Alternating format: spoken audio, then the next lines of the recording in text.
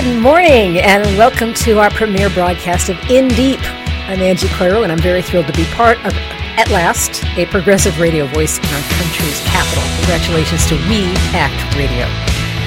We've got 2 hours of conversation to come. In our first hour, sitting down with Ron Schmidt of San Jose, California. He is a lifelong teacher who has combined the story of his life and his coming out with tales of bringing comfort, safety, and a voice to LGBT students and teachers in his district.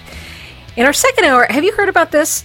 The same people who have been fighting the teaching of evolution in U.S. schools are now using the same playbook to fight accurate science lessons on climate and global warming. Okay, don't touch the dial, okay? I promise this is not all bad news, and I hope you stick around for both hours. But, before we swing into those talks, you don't know me from Adam, so let me tell you a little bit about Live from the Left Coast Productions, that's our group, and the crew behind In Deep. I have been doing radio in the San Francisco Bay Area for about 20 years now. Good God, 20 years. That includes some very long stints, KQED Public Radio for a long time, Air America doing Mother Jones Radio, and most recently on a local AM station doing progressive talk in the Bay Area.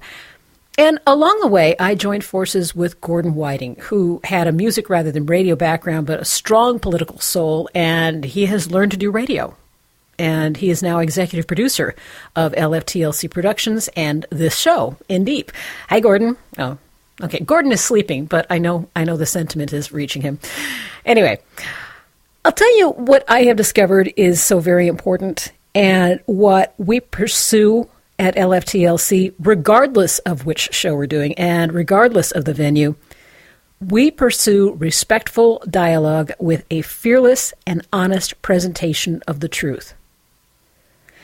Let's talk for a minute about public radio, okay? Public radio is a gift to our country in a lot of ways, and I support my local station, but raise your hand if you're with me on this one. The bulk of mainstream public radio shows are a bit too timid for the times that we are in.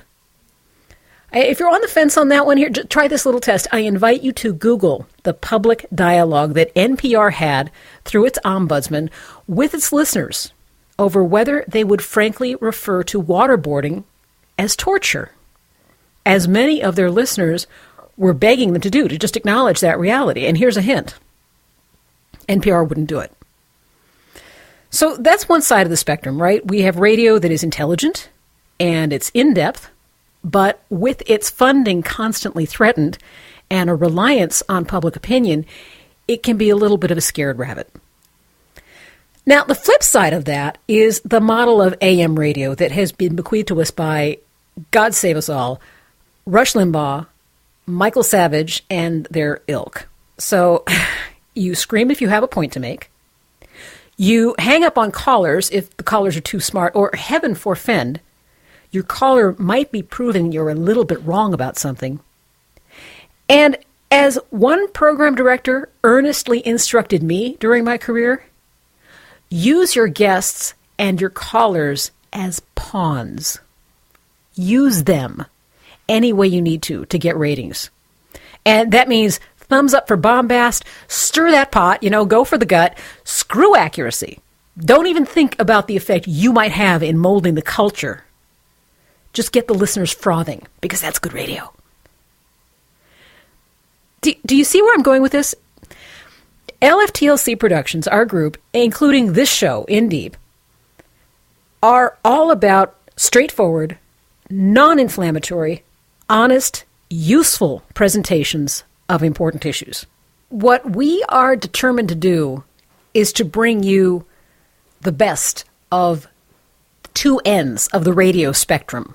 And that means respect for you, for our guests and callers. That's our deal. But on the off-the-wall chance we come off as much too serious, I promise you, we do have fun along the way. There's nothing worse than the earnest weenies of the world. If you tune into certain stations, you're going to be nothing but scolded and told how the world is about to end. And we don't do that either. Life's too short, okay? With due respect, there are people who think it's all too serious to make jokes about this, okay?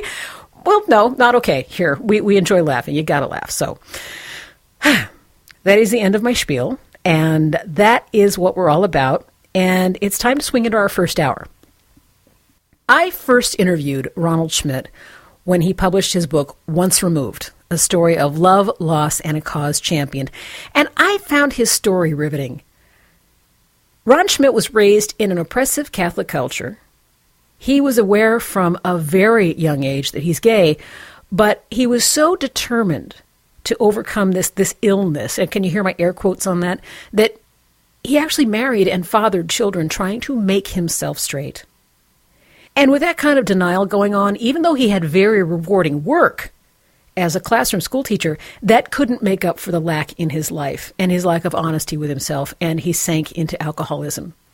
And the story of his reclaiming his own life is intertwined in his book with his growing activism as an out gay teacher, and he went way beyond just speaking his truth.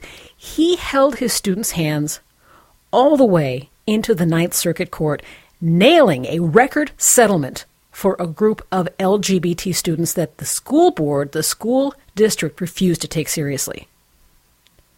So having talked to Ron in the past, why talk to him again? Because bullying of LGBT students continues to exact a heartbreaking toll in our schools. And I'm sure you know all about the It Gets Better campaign, right? The videos that encourage young ones to hang in there so that they can reach a satisfying, full adult life of self-acceptance and love. Well, this will break your heart. One of the most recent suicides was Jamie Rodemeyer, and he had come so far to have made his own video. He told his own stories to tell other kids that it does get better, but for him, it got worse again, and now he's gone. And I think it's important to hear his voice, to understand the humanity we're dealing with. So let's take a moment to listen to the It Gets Better video made by Jamie Rodemeyer. Hi, this is Jamie from Buffalo, New York, and I'm just here to tell you that it does get better. Here's a little bit of my story. December 2010, I thought I was bi, and then I always got made fun of because I virtually have no guy friends, and I only have friends that are girls, and it bothered me because people would be like, faggot, fag, and they'd taunt me in the hallways, and I felt like I could never escape it, and I made a form spring, which I shouldn't have done, and people would just constantly send me hate, telling me that gay people go to hell, and I just want to tell you that it does get better, because when I came out for being bi, I got so much support from my friends, and it made me feel so secure.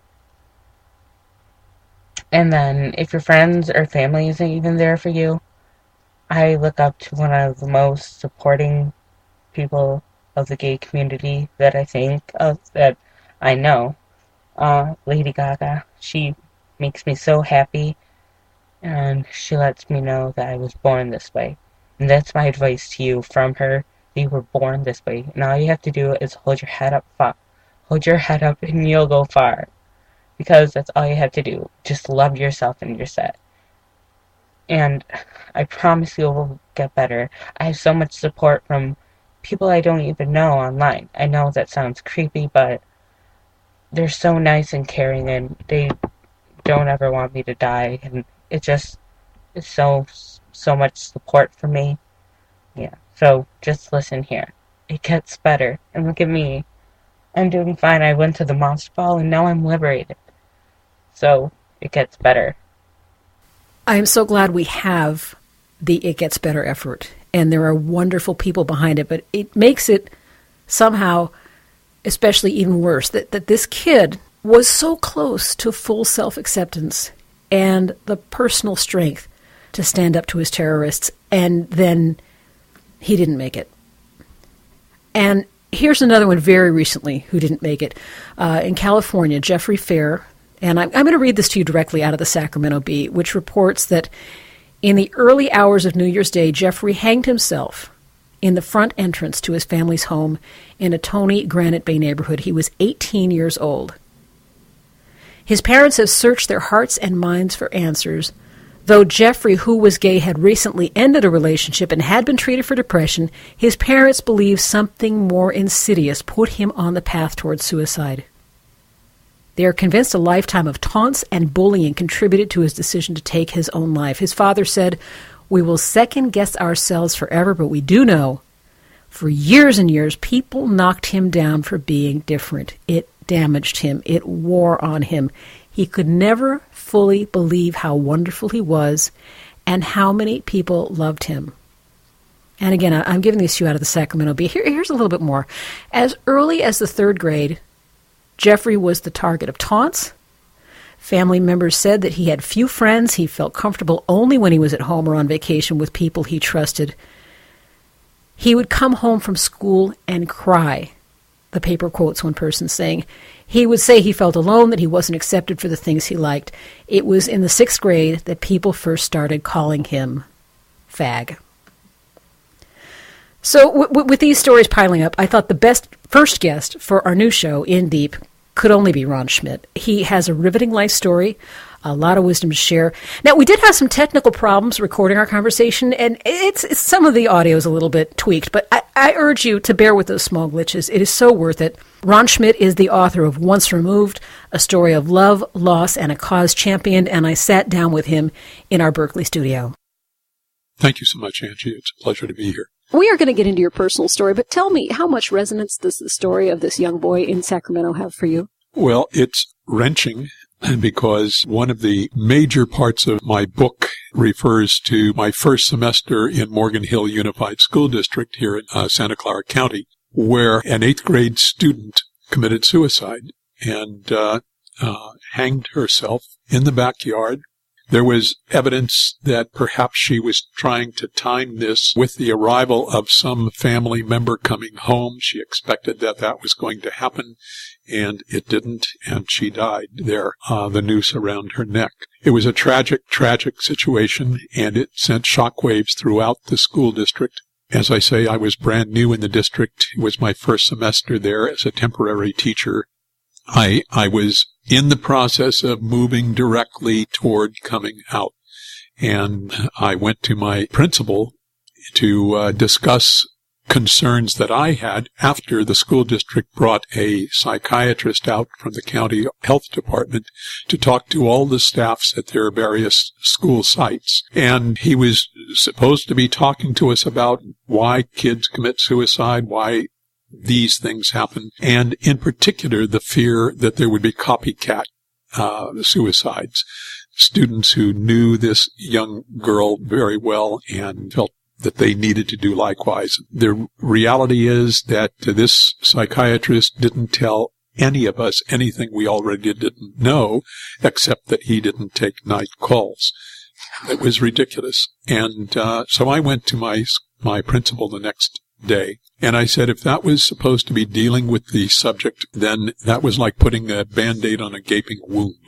You know, there had been no mention whatsoever of a possible concern about sexual identity. I don't know whether this child was taunted for being lesbian or any other aspect of her identity, but I said to him, the reality is that among the students who do commit suicide, a huge proportion are dealing with sexual identity issues, may be actually gay, lesbian, bisexual, or transgender, or if not, questioning other kids, taunting them, causing them to have this insecurity. You know what? I want you to hold that story right there, because now I want you to bring our listeners in on what brought you to that point. And so we're going to talk a little bit about your own story. Okay. You realized you were gay when? Oh, I realized I was gay when I was a child, 7, 8 years old, something of that sort. I didn't know a name for it at that point. I just knew that I was different from my brother and my sister, raised in a very Catholic home.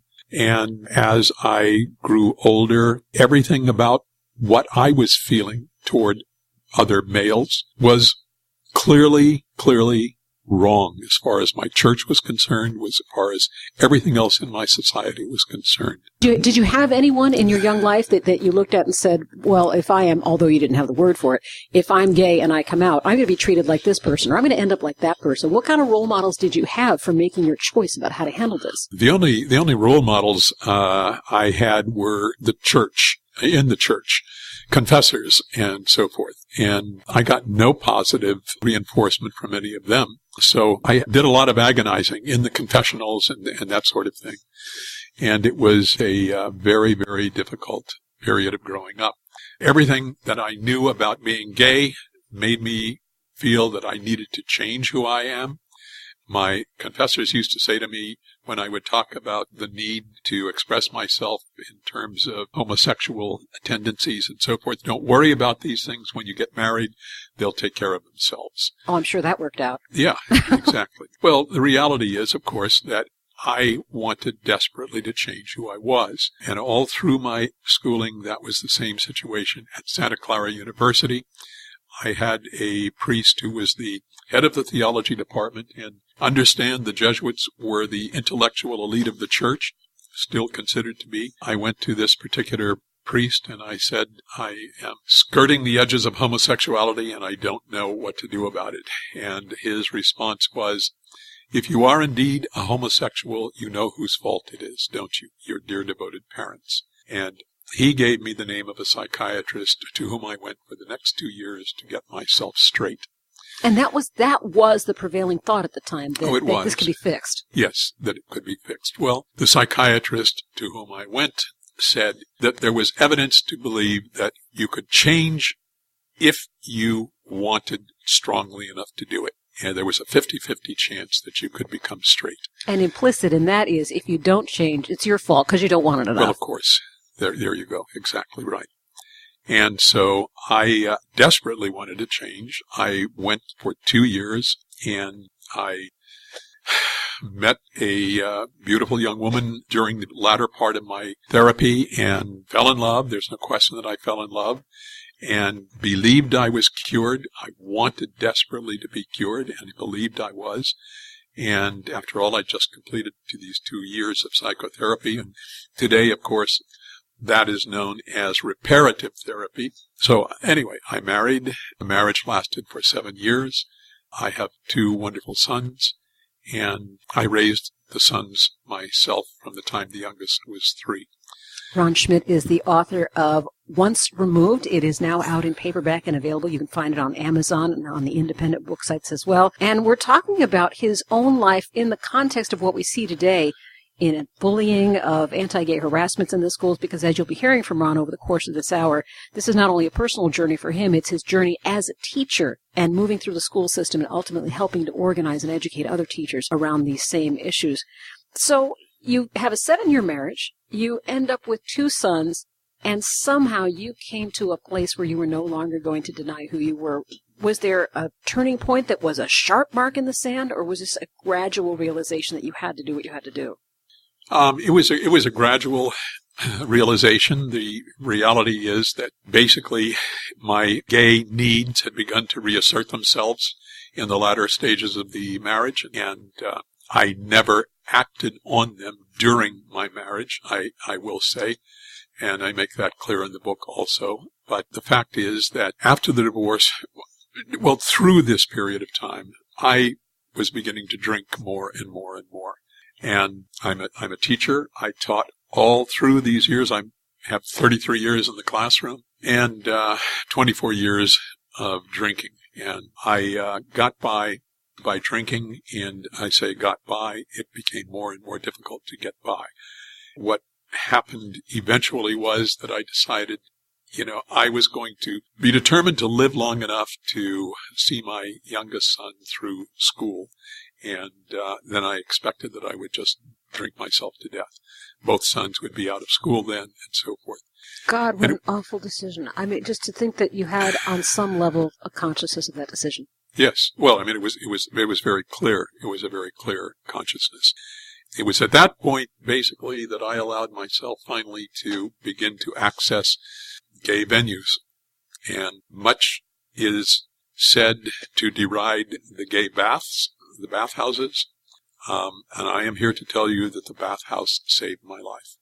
That is where we're going to pick this up in just a moment. Okay. You are listening to In Deep with Angie Coiro and my guest, Ron Schmidt. We're pleased to be coming to you through Washington, D.C. from Berkeley, California, and we'll be here with you every week at this time. Take a little break here, and then we'll pick up our conversation with Ron Schmidt.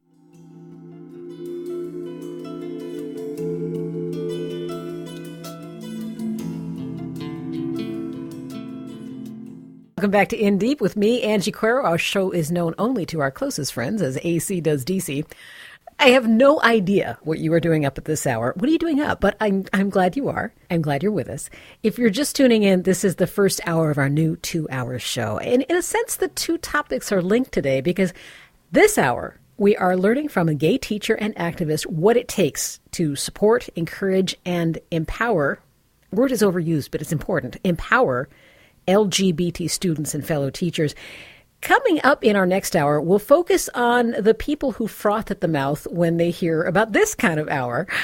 You know, the creationists, pardon me, you know how the supporters of intelligent design were very, very smart about packing school boards and spinning the media to get equal time in the classroom. All right, here's a hint. They say equal time for creationism as though science is a democratic process overseen by the FCC. And on top of that, some in the media picked up on that phrase and used it as though it were accurate. Well, the same clever strategy is now forcing pure science aside in the classroom again. This time, that segment of the population is griping that equal time needs to be given over to the folks who insist there's no such thing as global warming, and even if there were, we humans have nothing to do with it. Right. So we will talk to Reverend Barry Lynn. He's the head of Americans United for the Separation of Church and State. He's going to give us a glimpse of their playbook because he knows it by heart. And we're going to meet, too, a pro-science group that is taking on the job of monitoring the classrooms. They are working to make sure that straightforward teaching of real science does not fall victim to the spinmeisters. So that's coming up in the next hour of In Deep, so stick around for that. Right now, we'll get back to my conversation with the author of Once Removed, a story of love, loss, and a cause championed. Ron Schmidt is the co-founder of his local branch of BANGLE. That's the Bay Area Network of Gay and Lesbian Educators. We're hearing about his own personal progression to an out and open life and how he's helped other teachers and students along the same road, even to the courtroom. And as I mentioned, we did have some audio glitches recording this chat, for which I do apologize, but I think it's worthy. I think you will enjoy it nonetheless. Ron Schmidt, you said something very provocative before the break, and you said that the gay baths saved your life. And I'm guessing that it is emblematic of how support for who and what you are, whether it's understood from the outside or not, is the nurturing of a real human being. This is where you could be you. Yes. You hit the nail right on the head with the nurturing of a human being. The bathhouse offers whatever you want, okay? But it also offers the opportunity for men to simply be tender with each other and to embrace and to realize that this is something beautiful. The bathhouse is where I met my first lover, and in the book his name is Degnan, and Degnan is the reason I'm alive today. It was he who talked me down from the glasses of gin at my lips, literally, and helped me to gain my sobriety. It was he who taught me to accept myself and to realize that I am a worthwhile person with dignity, a human being, a man, gay man with dignity. And so I owe him my life. We were together for 10 years. As I gained my sobriety, it became necessary for me to come out. That happened, of course, with regard to my sons, my family members. Yeah. When I initially came out to my brother, he said, "Don't tell our mother. She's too old and she couldn't handle it." She said, "Don't tell your sons. They're too young and they're dealing with their own adolescence," which was true. But there's never a good time. I was going to say that leaves a pretty narrow window within which you can tell people. There's never a good time. The good time is then, right then, when you realize it has to be done. I did come out. There were several years of very difficult strain. But one of the things that my oldest son said to me when we were sitting on a beach reflecting on all of these things a few years ago, and I was apologizing for a lot of the things that had happened, including my drinking and how it impacted their lives, their young lives. And my oldest son said, "We never doubted you loved us, Dad." And that, said a huge, huge amount to me. So in the process then of coming out, and I was teaching, and I had come to Morgan Hill Unified School District and applied for a position there. I was on a temporary contract at that period of time. So that brings us up just about to where, you've been a teacher, and eventually you get to this position where you're provoked by this young girl's suicide. For those who missed the earlier part of our conversation, a psychiatrist comes to the school campus and gives a half-hearted recitation of what kind of help is available, what might have happened, and the issue of sexual identity never came up. So where we left that story was you're talking to the principal, and you're saying, this has got to come out. But you had not yet come out to them. Is that correct? That's correct. And it was during this first 6 months that this happened, my first semester. So I went into him, and I said if that was supposed to be dealing with the issue, it was like putting a Band-Aid on a gaping wound. And I said a huge percentage of kids who commit suicide are dealing with sexual identity issues, maybe gay, lesbian, bisexual, or transgender themselves. And I said, I know that because I am myself gay. And when I said that, his jaw dropped, and there was utter silence in his office. And when he was able to talk again, he said, if that were to become generally known in Morgan Hill Unified School District, it would bring down the walls of this district. And I thought to myself, God, what a lot of power. That's amazing. Was there any kernel of truth in that, or was that just... Yes, there was, actually. How does one man coming out as gay bring down a school district? Well, in the process, understand that Morgan Hill Unified is a very conservative district. It's just south of San Jose. It's a sort of bedroom community to San Jose. Very, very religious, conservative community. And what year are we talking here? We're talking here about 1983. Okay. Yeah. The basic thing is that he forbade me to talk about gay issues in the classroom. Or to mention it at all anywhere else. He said if it were to be discussed in a classroom, it would be by the health teacher and or by the counselors. And I said, the counselors push paper. That's all they do. And they're prepping kids to be ready for the SATs and CAP tests and all of that sort of thing. And unfortunately, they don't deal with kids' real issues. That's part of the difficulty that we have in our schools now. The obsession with test scores and not dealing with the issues that kids are actually facing. In any event, I dug in and I joined both teachers' unions, explained what I was doing. I did talk about these issues in the classroom. In defiance of what you've been told. Yes, I did talk about the issues in the classroom. And there was clear evidence that I was not going to be rehired. But as I say, I joined both teachers' unions, and they both supported me in what I was doing. Can I ask you to go back to that point that when you first brought this up in class, because of course we're focusing this hour on what teens are going through in the classroom. What do you remember about the faces of those students when you brought up these issues that nobody else had talked about? Well, it was pretty much the same situation as when I first mentioned it in a faculty meeting in the district or in a district-wide meeting. When I mentioned the G&L words, the oxygen evaporated from the room, Literally, it was that sharp a distinction. As time went on, there were students who were clearly shocked, some obviously somewhat pleased, because there are always those students who like to see, oh boy, something's going to happen here. And parents were calling not only the principal but the superintendent. And the principal had to sit through numerous parent conferences with me. But CTA, California Federation of Teachers, backed me, supported me. I met through a conference on youth a wonderful woman named Ann Davidson from Palo Alto. She is a PFLAG mother, and PFLAG is parents, families, and friends of lesbians and gays. She and I were at the same conference. One of her sons is gay, and she and I started to talk about this, and in the latter stage of that conference, we raised it as an issue for everybody else to discuss. Let me just remind people, you're listening to Ron Schmidt talking about his life as documented in the book Once Removed. These are his experiences as a teacher, coming out not only as gay for himself, but for the sake of the students within his school district, and we'll talk about this as we continue here.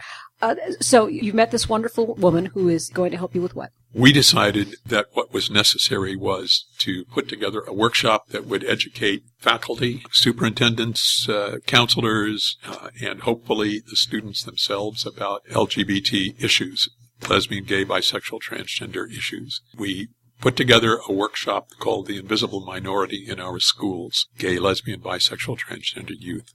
We developed this so that we would have parents, 3 or 4 parents from each school district in which we were presenting this, and we would have students, 3 or 4 of them, from each school in which we were presenting. And this was a very courageous thing that we were asking these kids in particular to do.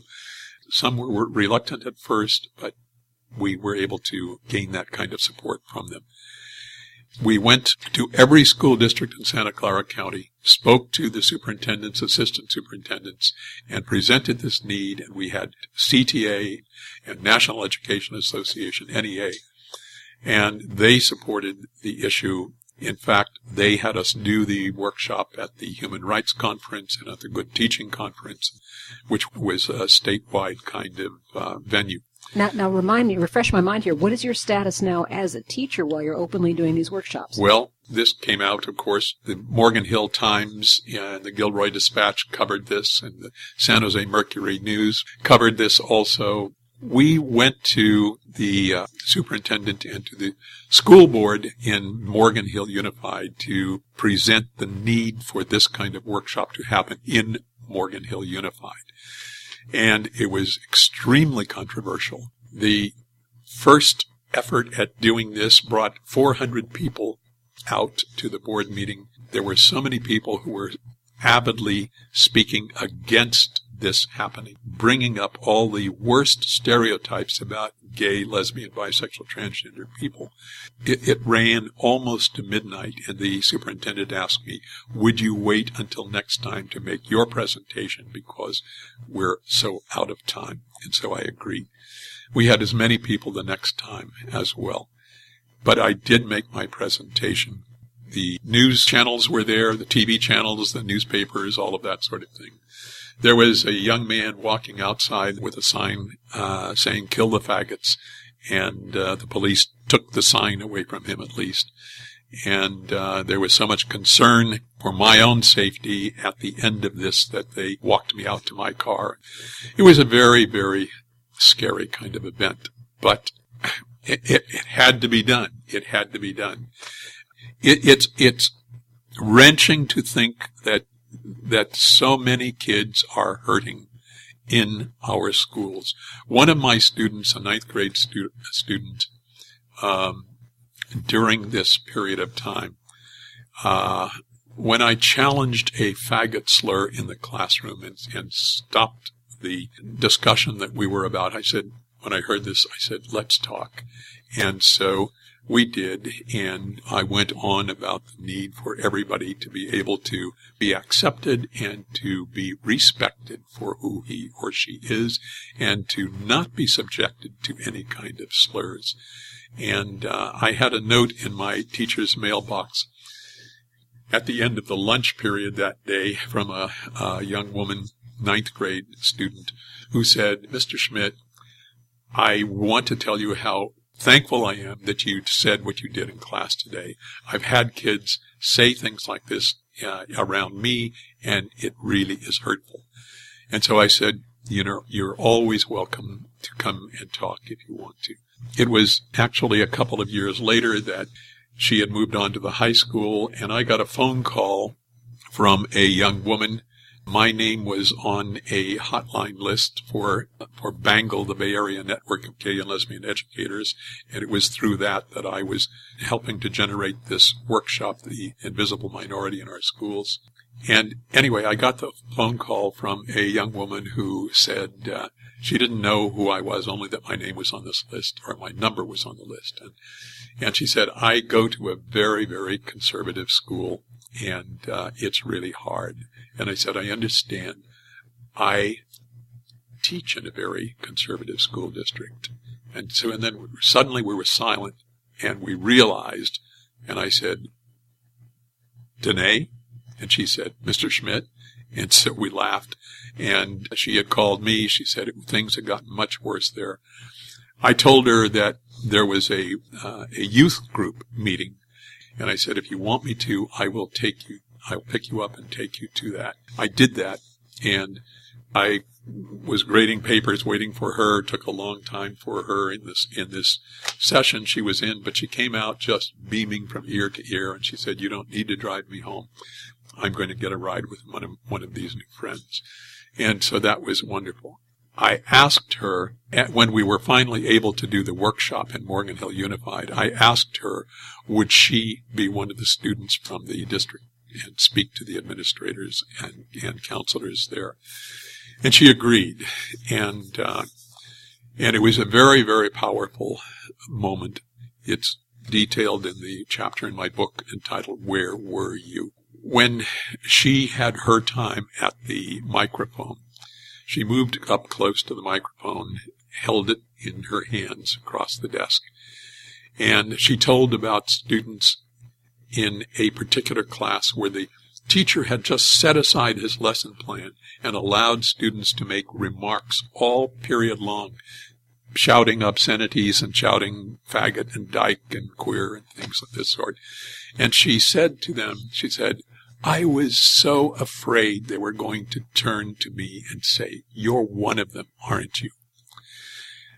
And she burst into tears and she sobbed, "Where were you? Where were you?" to these administrators and counselors out there. There wasn't a sound in the room except for Danae's sobbing. And I moved next to her and put my hand on her shoulder, and I handed her my clean handkerchief for her to dry her tears. And I've never washed that handkerchief. I used it to take with me to every workshop I ever did afterwards to remind me of why I needed to be there. Ron Schmidt's book is Once Removed. We're going to spend another segment with him, and in that segment we're going to talk about present-day bullying in the classroom, what lessons he learned from his own experience, from his years in the classroom, his years talking to both teachers, students, and in fact, we'll throw in the administration too, because they're a big part of the puzzle. You're listening to In Deep. I'm Angie Coiro.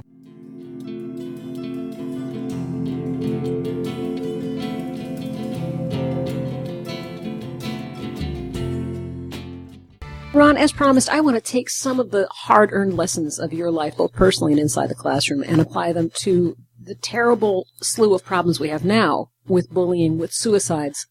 One of the great ironies last week was my hearing about a student suicide with someone who actually had taken part in the It Gets Better video campaign. And it was a very stark reminder that even when people are offered support on some level and partake of it as best they can, it's not always enough. And every person who can contribute to the support of these students counts a little bit more. So let me ask you first, you were not out as a teenager in high school. No, not at all. Was bullying part of your experience? Sure, there were, not me personally, but you would hear, I went to Bellarmine. It was an all-male campus, still is, Bellarmine College Preparatory Jesuit, and so there were those kinds of slurs that would go on periodically. Much more recently, there was serious concerns on the campus at Bellarmine, and I tried to offer our help with the workshop and was told by the then president of Bellarmine, "No, we're going to handle this ourselves." And I said, "But," he said, "Now, Ron, we're going to handle this ourselves." He said, "Don't make me angry." And I said, "Don't make you angry? The church has made me angry all my life." And anyway, he would not do it. I actually was able to get in to do the workshop through a principal whom I had known for years, and he had been a little kid when I was working for his father during the years that I was going to Santa Clara, and he had become the principal there, and he knew me, and he allowed me to come in and do the workshop. But the problem is that too many times, in particular in very, very religiously based homes, kids are afraid to talk about these issues, afraid to come out. And, one of my favorite quotes, and it's in my book, is from Robert Frost. And he said, "Home is the place where when you have to go there, they have to take you in. Something you somehow haven't to deserve." And it's just, it's such a powerful quote. But I have listened to parents who were conservative, deeply religious conservatives, who said, "My son, I would rather have him be dead than gay. And my son would have to leave my house." That's the attitude that is there. I mean, none of the Christian love one another as you would have them love you. There's a danger in our living in this, what we consider liberal bastion. I mean, I'm broadcasting right now from Berkeley, and, our show is our show, and our company are San Francisco based. It's hard to keep in mind that this is still a reality for students, that they have a message coming from home that they will internalize. You're better dead than gay. Yeah, exactly. But the boy you're talking about who committed suicide after participating in the It Gets Better campaign, Jamie Rodemeyer, very, very tragic situation. And I saw that video of him that he made of himself, and it's almost impossible to conceive that he would have been so down after that, but it happened. There's Tyler Clementi, the 20-year-old college student who was filmed by his roommate secretly as he was having sex with his boyfriend and threw himself off a bridge. Seth Walsh, a 13-year-old who shot himself to death. These are horrendous kinds of things for people to have to face. And you had just said that children are afraid to talk about these things. So let's put those two thoughts together. When you know that kids are afraid to talk about this, and yet you know they are at risk, what is a teacher capable of doing, and what is the best way they can do it? Coming out, for one thing. Teachers who are gay, lesbian, bisexual, transgender need to come out and need to make it known. The reality is that the young woman I talked about, Danae, who said, "Where were you?" to the administrators in my district. We thought we had made huge progress then. But 2 years later, a young woman from Morgan Hill Unified, Alana Flores, called me and said, "I was told I should contact you." She said she and 5 other students had been mercilessly harassed for their perceived or real sexual identity at Live Oak High School during their whole 4 years there. And I met with her. I was stunned because, as I say, I thought we had made such progress. And she told me that when she went to the assistant principal in tears, saying that she had been harassed for being a dyke or a lesbian, the assistant principal said to her, "Well, are you gay? Why are you so upset? Why are you crying?" And she didn't get it at all. And she had been at the workshop. So this is unbelievable. And I said to Alana, if you're still experiencing these kinds of problems, then the only thing the district will listen to is a lawsuit. And if you want me to, I will take you to an attorney and to the ACLU. And she said, absolutely. And I had no qualms about it. I took her through a friend, Ann Rosenzweig, who was very supportive attorney living in Morgan Hill. She suggested an attorney who would be best for this, Ann Brick at the ACLU. I took Alana along with a young boy, the only boy who was in this group of 6 kids who had been harassed, and we filed a lawsuit. The reality is that the district dragged its feet for 6 years. They claimed that they didn't know the harassment was taking place. The Ninth Circuit Court of Appeals finally offered the decision that the lawsuit could proceed, that if the district didn't know, they should have known because there was ample evidence. At that point, Morgan Hill Unified settled for $1.1 million.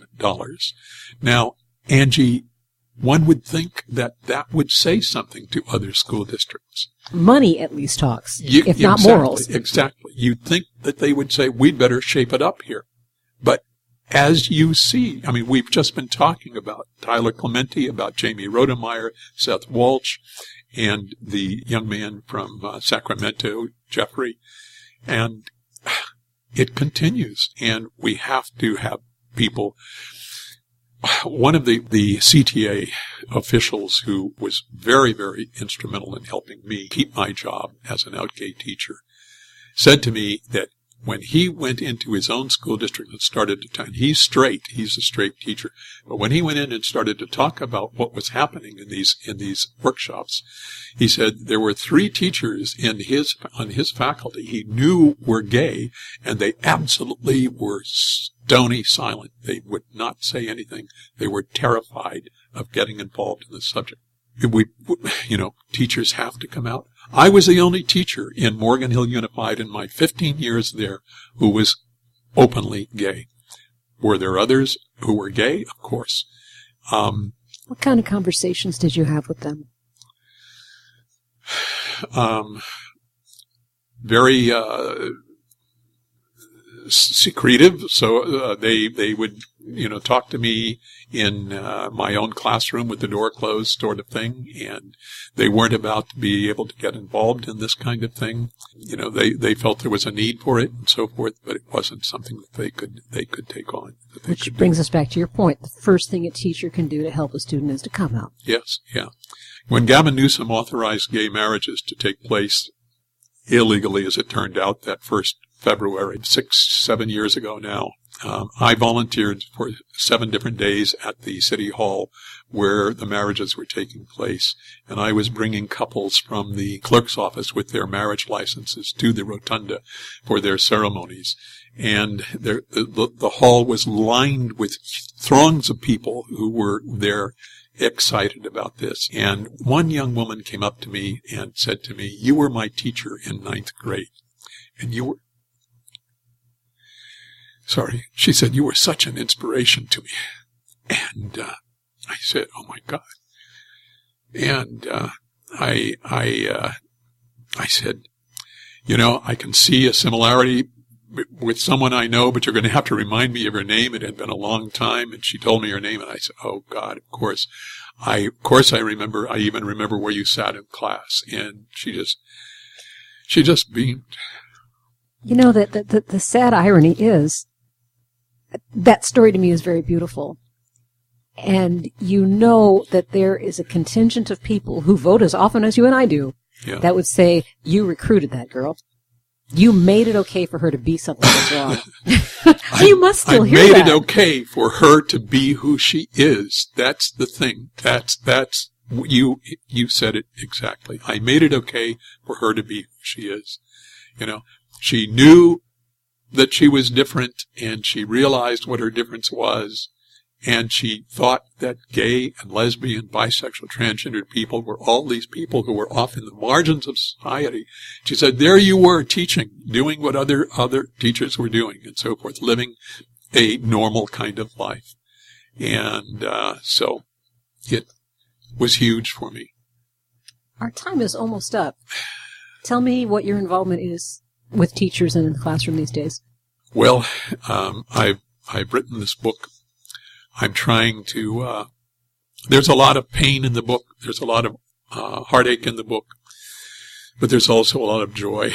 I've had some individuals say it's a hard read. It's difficult to get through, but at the same time, they find it really, really valuable, I'm pleased to say. So that's what I'm trying to do. I'm trying to reach more people through Once Removed, through my memoir, and trying to encourage them to also come out to be who they are. It has been a long, long journey, and it isn't over yet. So, well, I guarantee you there's at least one person of school age who's been twiddling around the dial. Well, see how old I am. I said twiddling around the dial. No one does that anymore, but who has heard this conversation? And you have undoubtedly helped yet another person. So I thank you so much for giving me your time and your story. Thank you, Angie. It's a pleasure to be here.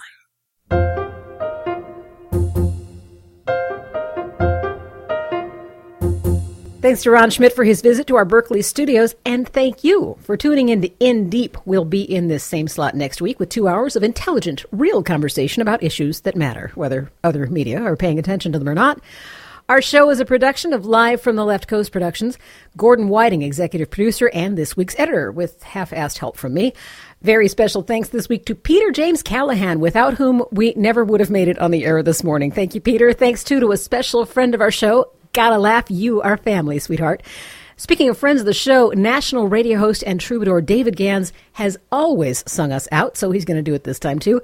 I'm very pleased we've got time to bring you this whole song because, A, it will make you smile, and B, it has a message that can help to get us all through these tough times that we are in. David, much obliged, sir. I'm Angie Coiro, right back with more of In Deep.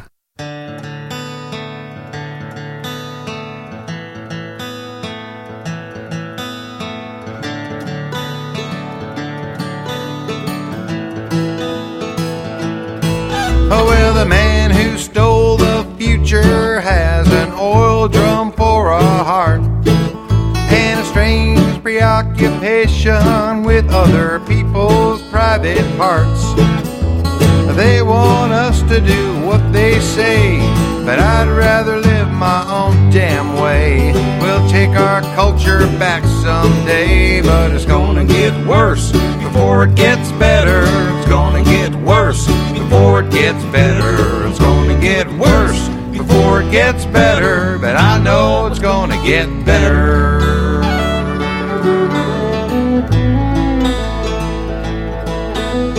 Yes, I know it's gonna get better, 'cause it almost always does. I can't say much about the who and how, but I believe it just because. Day by day our bonds unweave, mammon gloats as nature grieves. Oh, save us from these pious thieves.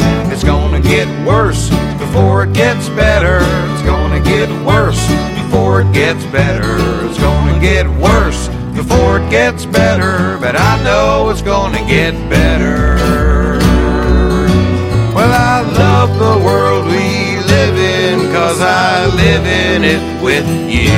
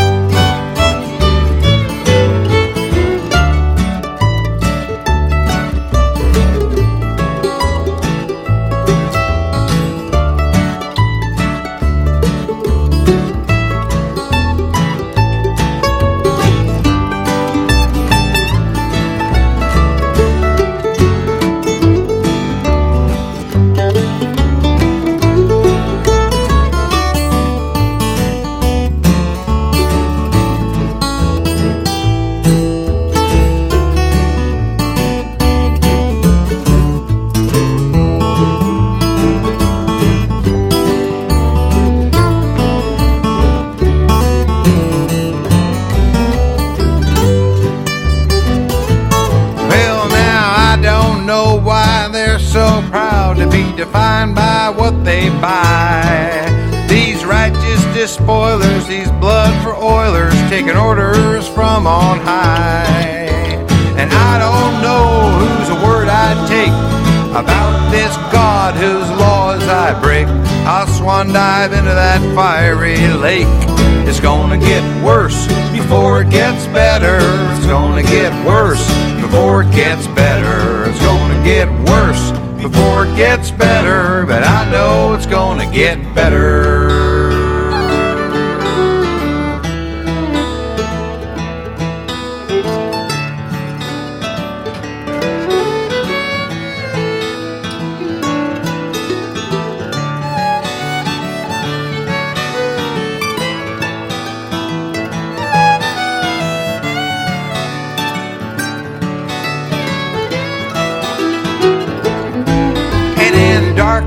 forces are clamping down on us unconforming souls, waving flags and bashing bags and burning truth like coal. Now I don't know, but I've been told the naming rights have all been sold. Hell is hot and heaven's cold, and it's gonna get worse before it gets better. It's gonna get worse before it gets better. It's gonna get worse before it gets better. But I know it's gonna get worse before it gets better. It's gonna get worse before it gets better. It's gonna get worse before it gets better. But I know it's gonna get better. Well, I love the world we live in, 'cause I live in it with you.